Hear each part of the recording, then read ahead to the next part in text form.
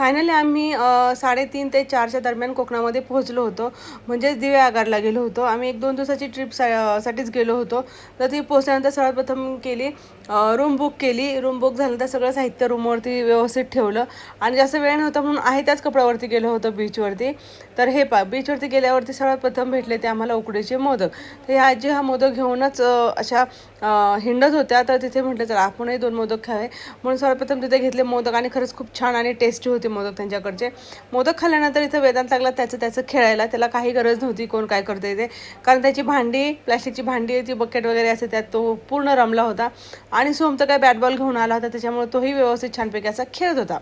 वातावरण इतकं सुंदर झालं होतं आणि वेदांत त्याच बकेटमध्ये पाणी घेऊन येत होता आणि त्याचं ते खेळणं चाललेलं होतं. पाहू शकता अशा वातावरणामध्ये मुलांना पण खरंच खूप भारी वाटत होतं. त्यांना वेगळं काहीतरी अनुभवायचं, कारण स्कूल चालू झाल्यानंतर परत जाता येणार नाही म्हणून म्हटलं चला जाऊन यावं. मीही थोडंसं पाण्यामध्ये छानपैकी असं फोटोशूट वगैरे केलं मस्तपैकी. खूप भारी वाटत होतं, वातावरण इतकं सुंदर झालं होतं.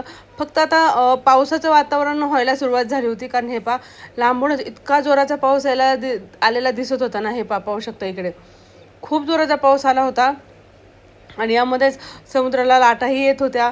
मस्त असं पाण्याचं का इथे इतका पाऊस जोरात आलं होतं. मग म्हटलं चला आता पटकन रूमवर 5:30-6 वाजले होते आम्हाला. तिथून आम्ही निघालो मग रूमवरती जायला, कारण बीचच्या जवळच आम्ही रूम घेतली होती. मग संध्याकाळी 8-8:30 वाजता आम्ही गेलो होतो पाटील खानावळ या ठिकाणी जेवण करण्यासाठी. तर ही पाटील खानावळ ही इथे दिव्यागरमध्ये खरंच खूप छान असं जेवण मिळतं. तिथे आपल्या घरगुती पद्धतीने जेवण आणि छान मिळतं. फक्त एकच प्रॉब्लेम होता की त्यांच्याकडे भाकरी नव्हती.